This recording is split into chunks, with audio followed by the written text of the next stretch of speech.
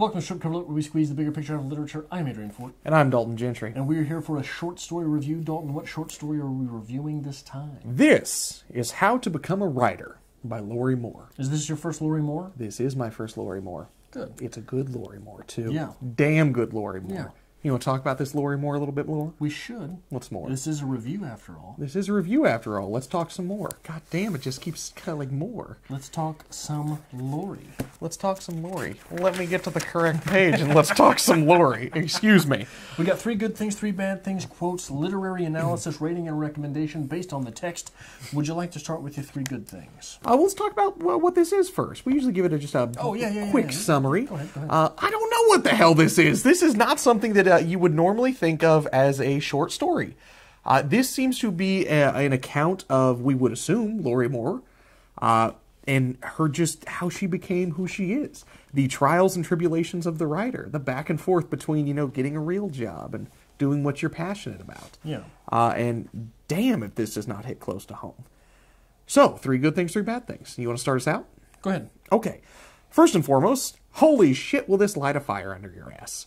If you don't read this and don't find some kind of inspiration to get off your ass and do something, you're in the wrong field. Number 2, this proves what good literature should be, and that is anything. Honestly, this is not something that if you pitch this idea to me, I tell you now, it's not going to work. Right. The plot's a little wrong. Pitch the idea. Pitch the idea. I want to write a short story, but I'm just going to use me, and I want to talk about becoming a writer. In second person. In second person. Jumping around in time. Yeah, here and there. Yeah. So this breaks all the rules. Absolutely. You might say she doesn't understand plot. Just maybe. Yeah. Just maybe. Number 3, each story in this, each little tidbit is so real, you already know it. You don't have to read it because you lived it. Yeah. She is firing on all cylinders with this. Adrian? Number 1, I think we would be remiss to do 3 good things about this and not mention humor. Oh, yeah. The humor in this is not just humorous, it is indelibly a part of the story. Okay. And that is something that, I've only read a few pieces from Lorrie Moore, but from what I've read of Lorrie Moore, the humor is rooted deeply inside the individuals and consequences of their choices. Okay. And that is something that is hard to pull off and is very realistic, but so few writers have an actual grasp of that. Fair.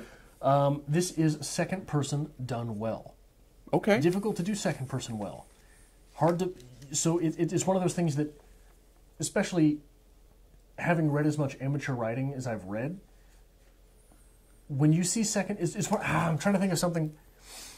It's like someone who has never seen basketball before, and you just show them Michael Jordan. Okay. Right? Someone who has never seen football before, and you show them Barry Sanders. It's so mind-blowing. You've never seen second person done well. Okay. So when you whip out something like this... It works. It's mind-numbing. And everyone... You read this and you want to write in second person, don't you? Okay. Good I'll luck, give you pal. that. Yeah. Number 3, this is tragic. The through thread of this is her brother. Okay. That went off to war and suffered, right? Yeah, and we get that just woven in there so well. So well. And never addressed. Yes. Like you never address it in life. Okay. You keep thinking of it, but you never address it. 3 bad things. I struggled with bad. I honestly did. Number 1, if you don't identify and find yourself in this, you probably should just stick to that business degree. Yeah. I don't think it's going to be for you. You have to put yourself into this a little bit to enjoy it. Number 2, it's a bit weird as far as traditional stories go, and I think that second-person narration is what's doing that. So that could be off-putting if you're not prepared for that. And number 3, and this is normally a good thing for me, but I had to put it as a bad thing because I don't know what else to put it. Yeah. It hurts when you know where you are in this process. When you're halfway through this piece and you're like, oh, shit, there I am. Yeah. For me, number 1, I want to spend more time here. I'd really like to spend more time here. But really, that's the strength of the piece, not a weakness, isn't it? Yeah. Number 2, if you're not a writer, I don't know if you care much about this. Yeah. Right? And number 3, I really don't have a third.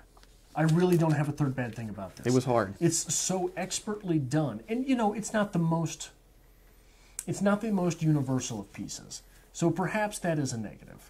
But it's so well done for what it is. What you're doing is you're not going to a teeny bopper movie You're going to something that's going to be nominated for Oscars. Right? Okay. You're not going to something you're not going to a summer action flick. You're going to one that they release in November, right around awards season. Isn't that when award season is for movies? Let's go with yes. Yeah, so you're not going to something that has broad mass appeal. You're going for something that is so targeted that the scope doesn't even have to be used. Okay. Right? I can get behind that. Okay. Let's do some quotes here because, damn, are there some good ones in here? Yeah. You want to go first? Sure. This is, we're not going to have the same text page, so I'm just going to go here. In creative writing seminars over the next 2 years, everyone continues to smoke cigarettes and ask the same things. But does it work? Why should we care about this character? Have you earned this cliche? These seem like important questions. Holy shit, been there. Well, and with that quote, even the emphasis that you put there, these seem like important questions. These seem like important questions. These seem like important questions. This is so fucking natural and real. I usually fuck up my quote reading. I didn't even really look at the page. Oh yeah, this is written so well. Yeah, absolutely. Do you have one? So I think that it is important to start with the opening paragraph here. How to Become a Writer is the title of the piece. And the piece starts, first, try to be something, anything else. A movie star slash astronaut.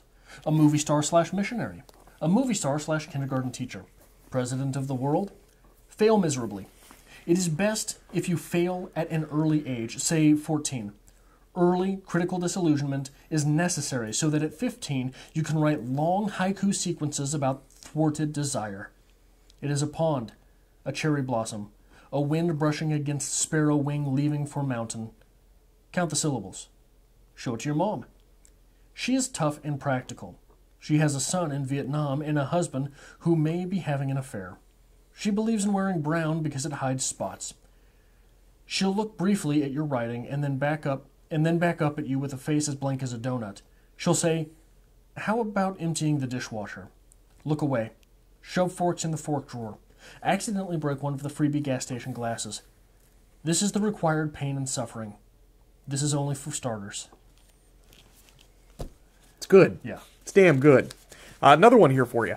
Later on in life, you will learn that writers are merely open, helpless texts with no real understanding of what they have written, and therefore must half believe anything and everything that is said of them. You, however, have not reached this stage of literary criticism.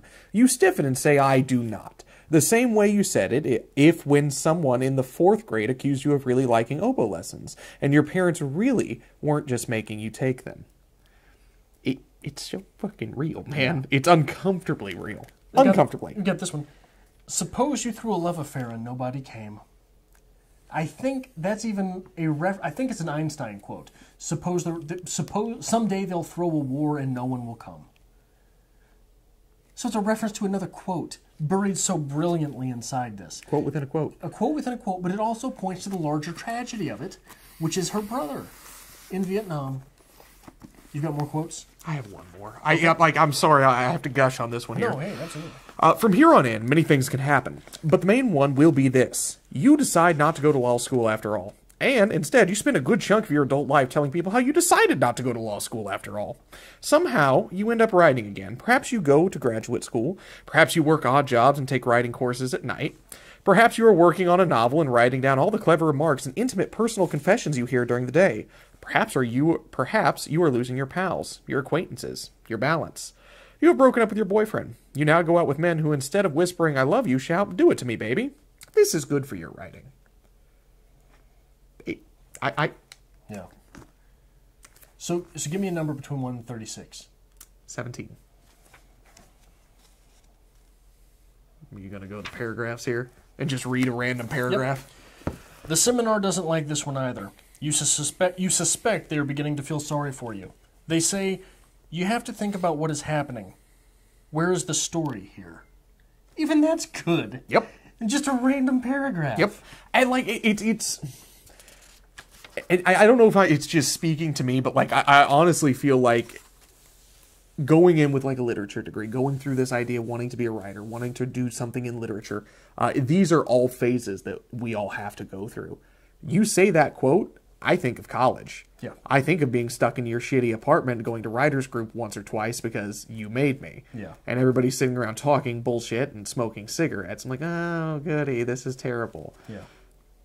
And then we move on a little bit to like, well, maybe I need to get a real job. Then that fucking sucks. So I'm going to go to school. Well, that fucking sucks. So I'm just going to cash it all in. Off. Yeah, it's bad, man. It's bad.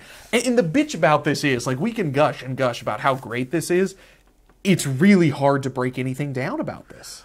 Well, it is, and I think it feels that way, especially because it is so pinpoint accurate. But it's so pinpoint accurate inside the discipline itself, right? So if this were pinpoint accurate about a factory worker, we'd be gushing over the literary qualities, wouldn't we? Okay. If this were pinpoint accurate about the 60-year-old manager at the McDonald's, we'd be gushing over the literary accuracy about how you can take these small nuggets and apply them to the rest of life. But when these small nuggets are so close to our lives, we're having trouble applying them to anyone else. Fair. Very fair. Yeah. I think there's so much going on here, like, it's hard to find bad things. Even when the mother sits her down at one point in time and, like, gives her a book on business and a book on baby names. Yeah. That is so fucking accurate and says so much because, like, well, this isn't working, so let's look at either kids or a job. Well, but did you notice the sweet irony of that moment itself? What is that? She asked for the book of baby names. Okay. To help her with her writing. But her mother's giving her a book of baby names because your clock's ticking, sweetheart. Right? So there is even a sweet irony in things such as that. And when you take a little bit of a step back from the text, the tragic underpinning of the text, her brother went to Vietnam. Her brother lost his leg? I believe so. She didn't. She's still suffering. She is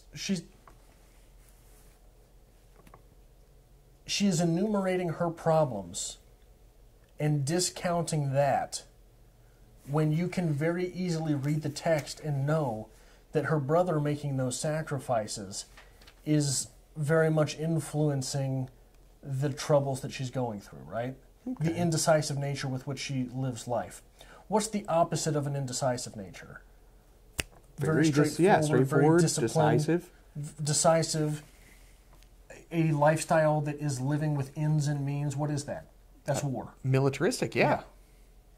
So she's living this indecisive lifestyle, contrasted with her brother's lifestyle, which had to be very regimented. And all anything ever is tragic. All anything ever does is suck. True. And, It's a good point to bring up. Because the whole idea of her brother is... it's a side piece in this. It's just a side thought. It's not there unless you want it to be there, and then it definitely is there. It's just embedded so beautifully in this that if you're not paying attention, you're going to think this is just Lorrie Moore talking about being a writer. Yeah. But when you do try to sit down and break it down a little bit, there is so much going on with this. And you even have... So every writer sort of goes through this phase where they question, what the hell do I have to write about? I've never been through war, right? Yep. So... Vonnegut went through war. Hemingway went through war. Well, if you look through Vonnegut, even for the longest time, even after being through war, he struggled to figure out how the hell to write it. Yeah. So that's always that inspiration. Where does inspiration come from? What do you write about? Even people who have experienced things that should be written about, sometimes they can't come up with something to write about. It's hard to put it into words. It is hard to put it into words. But to sit down and say, you know what, I don't have anything to write about, so I'm going to write about writing. That never works. Never. Never fucking works. Unless you're Lorrie Moore. Yeah. Or I may argue my suggestion later on, but we'll get there. Okay. We will absolutely get there. What else do you want to say about this here? I am not sure. This is such a well done piece that it's hard to know where to go with it. I feel like the biggest point of this, it's an intrinsic piece. All this did for me is, like, even no matter how hard I focus on, like, trying to break things down, what I need to be talking about, what quotes I need here, all I can do is picture myself in this position. Yeah. Because I remember the idea of, like, first thing, like, oh, yeah, I kind of like this whole reading thing. This reading thing's not bad. Maybe I'll go to school to, do some theater stuff. I'll take some literature classes. And then you switch over to teaching. You're like, oh, well, teaching's a fucking shitstorm. I don't want to be a child psychologist. Maybe I'll dabble in the literature aspect of this. Then you start going to the writers' groups, and you start dabbling here and there. And you have to have those doubts about yourself. You're like, oh, well, this is hot garbage. Yeah. So you put them on the back burner. You get the real job. You go into the real world. You do the real thing. But it lingers. Yeah. That lingering drive is always still back there. And then maybe, you're going to switch it up. Hey, that jackass who used to sit next to you is doing this internet thing. Maybe we should look into that a little bit. And that starts lighting that fire again. And you start working and start doing more things again. Kiss my ass. Kiss my ass. But then you're like, you know what? Fuck all this. No, I'm done. I can't do this. You got to break down. Then you got to go back to school because that's a bad idea. And you got to go back to school right when you come back to strip cover. You got to go back. You got to do both at once because it's all or nothing at this point, baby. And get a new job. All or nothing at this point.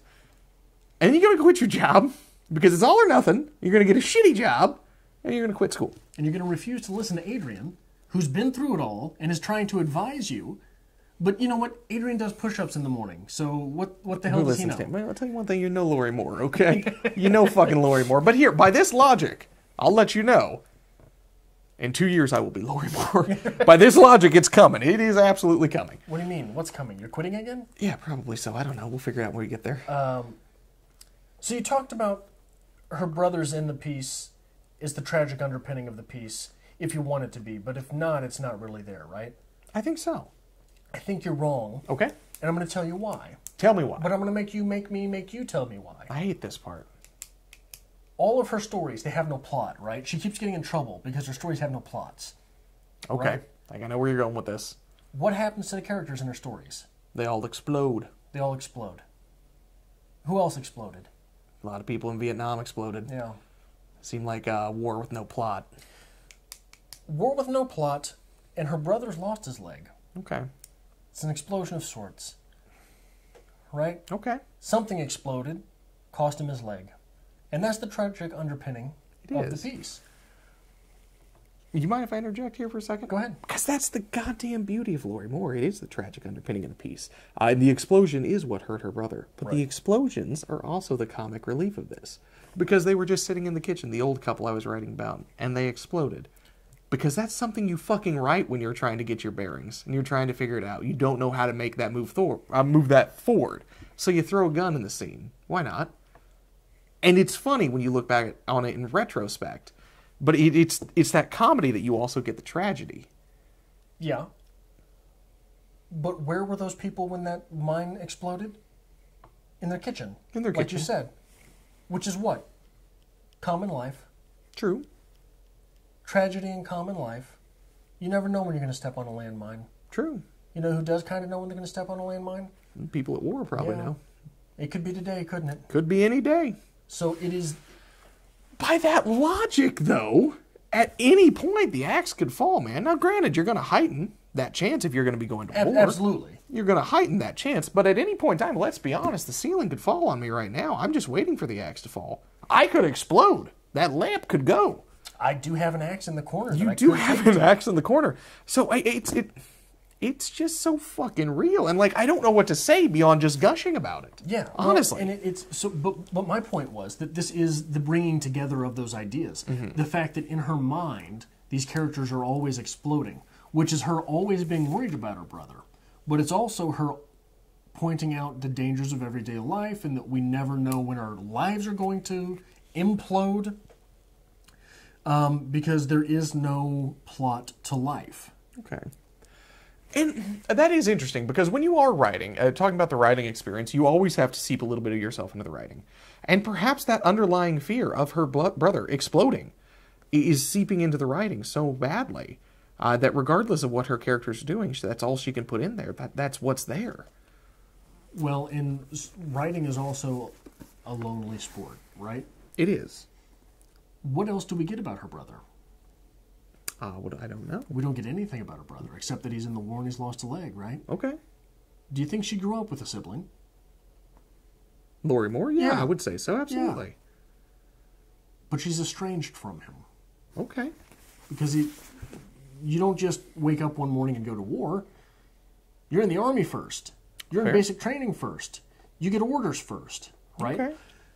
So for him, there is a void in her life caused by her brother. Caused by her brother's situation. So perhaps, possibly, her reason with this explosion plot point, the only plot point she has, is due to the void in her life. Well, and we don't have any reason to assume that he joined the army, right? And we don't have any reason to assume that he was drafted, do we? No, that's we just get that he's in ambiguous. He's in Vietnam. Yes. That sort of thing explodes the family unit. Okay. After which a limb is missing. A limb of the family unit is missing. Okay. So maybe she understands plot better than anyone. Well, she understands what a plot is supposed to do. This is not an easily recognizable plot. There is no easily recognizable setting, is there? Okay. There's no easily recognizable time frame, is there? There's no easily recognizable psychic distance, is there? It ebbs and wanes. The second person, we never read things in the second person. No one writes in the second person. So we have all of these interesting, prickishly chosen elements of this story that are completely counterintuitive to anything you're going to read. Anything you're going to read that will be appreciated in a writer's workshop. Okay. Because in a writer's workshop, these things don't go over well. No. Why? Because all of the manuals I've read on writing said you never write in second person.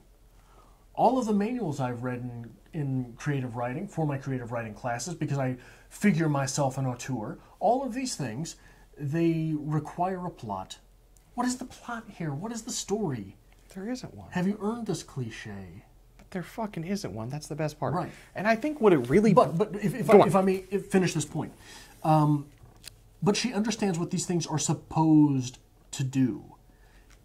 Setting a story in first person or third person is supposed to allow the reader closer to your protagonist. Okay. Because it's those are the classical choices, and that's what you're used to. But she puts this in second person and makes it so real you can't be away from this narrator.